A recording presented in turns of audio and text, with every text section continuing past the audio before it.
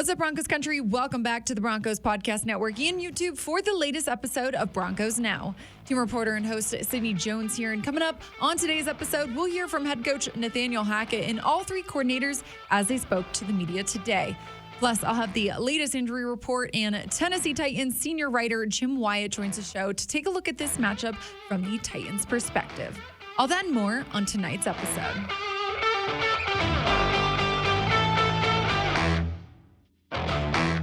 The Broncos hit the road in just 2 days to head to Nashville, Tennessee to take on the Titans this Sunday. So we heard from head coach Nathaniel Hackett and all three coordinators today as the team continues to prepare for this matchup. Coach Hackett discussed how he's balancing needing to stack wins and staying in this game-by-game, week-by-week mentality. For us, you're judged each week on how you do. And for us, it's just getting over that hump, just not having those self-inflicted wounds, being able to make a couple plays here and there, which is going to let us continually win. So obviously we want to stack them up. That's what you have to do to get into the playoffs. That's what you have to do at some point during the season. Even if you want to go to where you want to go, you have to win a lot of games in the playoffs. So, we got to win some back-to-back, but it starts with this week, and that's what we focus on. Looking at the Titans, defensive coordinator Ejiro Evero detailed the challenge it will be trying to slow down running back Derrick Henry and why this defense has continued to struggle to stop the run. Yeah, it really starts up front. We got to do a heck of a job hitting blocks and really trying to control the line of scrimmage. And, he's like you said, he's a great player, and we got to get a lot of people to the party. You just don't want one guy trying to tackle him consistently. So we got to run to the ball, we got to hit blocks up front and play that type of game. I think for us, the two things is really the one thing is the two big plays. We had the big one against the Jets and then the 49-yarder last week. I think it was 49, but yeah, so you take those out, obviously you can't take them out of the stats, but the run defense doesn't look as bad, But at the end of the day, we got to minimize those explosives and do a better job from that standpoint. Offensive coordinator Justin Outten then discussed the Titans' physical defense and the threat they pose on Sunday. Yeah, they're a challenge not only in the run game, the pass game. They get after everyone up front. Big physical guys that can keep their pads down. It's going to be a great challenge for our offensive line. Great challenge even at their linebacker level of being able to get on these guys.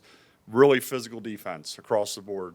You can't look at one position and say, well, this is a unit you could pick on. So it's going to be a great challenge for our guys up front. We saw Russell Wilson wear his wristband for the first time this season versus the Jaguars in London. Both Coach Hackett and Coach Outten commented on that today and how it will help moving forward. As a play designer, sometimes you want to get a little creative, and those things can get a little bit verbose. So you want to have it so it's easier instead of having to call it and then communicate it. There's a whole process from when I give it to him to when he has to process it to when he's got to go in there. So sometimes we get a little elaborate on those things because we're trying to sometimes get a little crazy. So it allows you to do that. I think it also helps with crowd noise. If you have crowd noise going from him listening to me, he just has to hear one wristband number, and then he can go in there and communicate it to the guys properly. So there's a lot of different things that it's good for. It's a relationship thing as far as how we function as an offense. And you look around the league and you're sitting there going, well, how are we behind in the play clocks, and how are we doing certain things early on in the season? How can we help this? So we're always digging and trying to find things to help us out.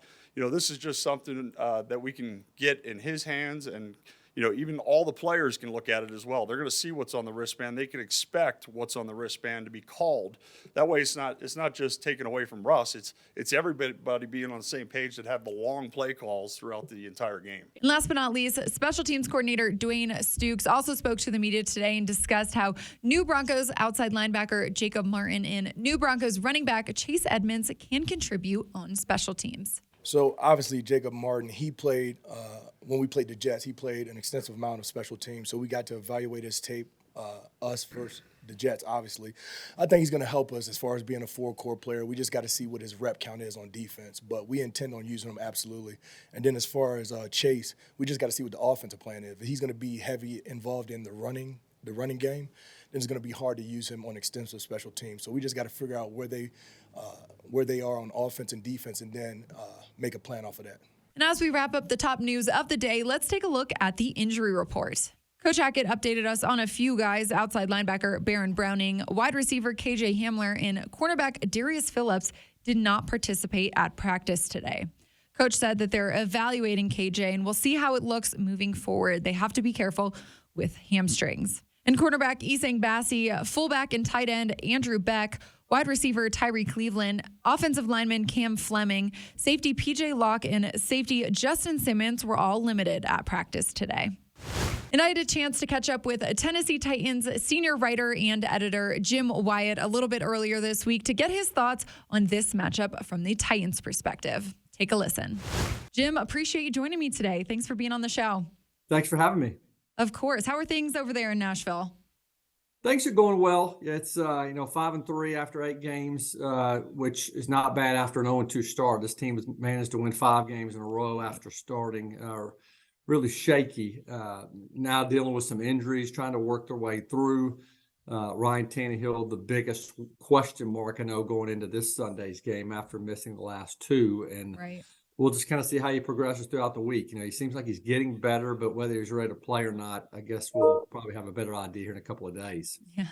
Well, Jim, I know the Titans are coming off that really tough loss in Kansas City in overtime on Sunday night. What's kind of been the mood or the energy over there in the locker room this past week? Well, I think it was kind of a weird locker room after the game because I think guys were proud of their performance. I mean, I think a lot of people thought the Titans would get blown out in that game going into it with Malik Willis starting just a second game. Right. And going up against a Chiefs team that has been really good and scored a lot of points. The Titans played well on defense. Guys played 100 snaps and they led a good part of that game, but just kind of let it get away at the end, didn't have enough offense. The offense kind of disappeared in the second half. And I think they realized that, yes, we let a game get away, but I think they also felt like, hey, if we can compete with Kansas City, on their home field without the starting quarterback, then certainly this team has made strides, because the last time people looked at the Titans in prime time, it was against Buffalo, and they got absolutely embarrassed in that game. So some positives that came out of it, but obviously it's tough to celebrate a loss. Yeah, us Broncos fans know how tough it is to play in Arrowhead over there. So that was a great game on Sunday night. Jim, you mentioned Ryan Tannehill and his ankle injury. As you said, not sure what's going to happen this weekend, but what have you really thought about Malik Willis's performances the past 2 games? Well, I think he has flashed. I think a lot of Titans fans have been frustrated by him because he has not performed better. And I think in some ways they've designed some game plans to not put him in a position to create turnovers and make mistakes. Mm-hmm. The reality is they picked him in the draft with the thought of him developing, not only this year. I personally think that they picked him with the thought of maybe having him ready for 2024. And so you're talking about 2 years of developing this guy. And here we are, early on in his rookie season. Now all of a sudden he's asked to start. And so he did some good things early in that game. He threw a couple of nice balls, had some balls dropped on him. Didn't turn the ball over, which was a plus. Yeah. But obviously in the second half, when they needed some drives and they needed to make plays, he really wasn't able to get anything going. Again, part of that's on him, part of it's on the receiving core. Mm-hmm. Got to give the Chiefs credit for putting some pressure on him and not letting him be successful. But this team is clear that Ryan Tannehill gives this team the best chance to win, and the Titans need to get him back out there as quick as they can. Yeah. Jim, you mentioned the Titans receiving core. I know the Titans are designating wide receiver Treylon Burks to return to practice from IR. I know the Titans, they've seemed to be struggling a bit in the passing game as of lately. So what do you think his return might mean for this offense on Sunday? Well, it would help. I mean, he I think would step in and potentially be the team's best receiver. They picked him in the first round to make an impact right out of the gate. I think he showed some good signs early on before he had the setback, and now he's been rehabbing. He'd help. And I will say this, he has been out for 4 or 5 weeks, and it's hard for a guy to step in and okay, you're playing 50, 60 plays. I think if he returns, then I think he's still on a little bit of a pitch count, snap count there, where he's going to play 20, 25 plays. We'll see how that goes, but that would definitely help. He can go up and get the ball. He can run. And I think he would definitely give this offense a boost that it needs. Well, we all know how dominant Derrick Henry is. I mean, we see it week in, week out. I know he recorded his 5th consecutive 100-yard game on Sunday. Jim, how do you think this stout Broncos defense will fare going up against, him on Sunday, a guy that can't really be slowed down right now? Yeah, he's been really the offense a lot of Sundays, Yeah. and has had success when other teams know it's coming, which I think is really a credit to him, credit to the offensive line. For sure. This is a good Broncos defense. There's no doubt. I've looked at their numbers. I've seen them play, and it just has all the makings for one of these low-scoring, physical, probably an ugly game, to be honest. For sure. And I think it's a game that the Titans are going to need Derrick Henry to be good. Titans aren't going to be able to, certainly turn the ball over. So it's a big challenge. I mean, there's no doubt that this is going to be kind of a defensive game. Mm-hmm. And I think the Titans know it.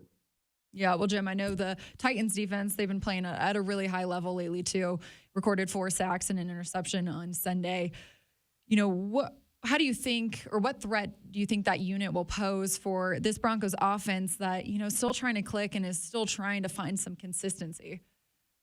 Well, I think for the Titans, especially coming off that Chiefs game, I think one of the things that really hurt them down the stretch is Patrick Mahomes and his run, tucking the ball and running. Right. I think that kind of changed the game at the end. And I know Mike Vrabel mentioned earlier this week that, Russell Wilson, is capable of doing the same things. And I don't know if he's done that as much this year, but it sounds to me like they're maybe encouraging him to do a little bit more of that. So I think that's something the Titans have to be wary of. And then, a lot of question marks for the Titans on defense at the start of this week too, because Jeffrey Simmons, he's been dealing with an ankle injury himself. I think he's very questionable for this game. Bud Dupree couldn't finish the Chiefs game. That's another key guy. Amani Hooker, the team's starting safety, question mark there. So, I mean, they potentially could be going into this game without a lot of key players, and you're going to have other guys stepping in. So that's a challenge in itself. And so Titans know that they're going to have to play well to win this game. Yeah, injuries have definitely been a tough one this season all around the league. Jim, last one for you here. What do you think, or who do you think will be the matchup to watch really this Sunday? I think, and I think you mentioned it earlier, I think it's Derrick Henry against the Broncos run defense, because no matter who's playing quarterback for the Titans, whether it's Ryan Tannehill or Malik Willis, you don't want to put too much pressure on that guy. So you have to be able to run the football. So I think it's a Derrick Henry game. And whether or not they can have some success opening up holes and controlling the football against the Broncos, I think that's the biggest matchup I'm looking for on Sunday. Yep, I think you're right. Definitely a lot to look out for this Sunday. Jim, really appreciate your time today and your insight. Okay, thank you. Plus, we were back inside the locker room today and caught up with a few players. Guard Dalton Reisner discussed how physical this Titans defense is, and defensive tackle DJ Jones talked about his mindset for the rest of the season. Yeah, I think they resemble their head coach really well. I mean, Vrabel's a physical, dominant type of guy, and he was a hard-nosed, blue-collar guy in the league. Came from the Patriots type of scheme, and I think that when you look at their defensive front and their whole defense as a whole, they're going to be really sound. They're not going to get out of gaps. They're not going to make very many mistakes. They're going to be really physical, try to impose their will on you throughout the game, and kind of just try to wear you down. And they've done a great job. I mean, they got great players on their defensive front. They have had a lot of success in stopping the run. I think they're second in the league. I think they're 10th in the league in sacks and pressures. I mean, these guys are good. At the end of the day, every week you're playing great players. Every week you're like, man, maybe next week it's not going to be such a big-time guy or a defense. But every week you're playing really good football players. They're in the NFL for a reason. And we got to just make sure that for us as an offense, we pick up where we left off kind of in that last quarter against the Jaguars and make sure that we are the ones imposing our will, not them. Yeah, we're just one game at a time. I'm not even worried about Jacksonville anymore. Post-bye week, just looking for a win. Well, that'll do it for today's episode of Broncos Now. Broncos Country, thanks so much for tuning in today and every day. I hope you meet me right back here for a game preview tomorrow afternoon. I'll see you all then.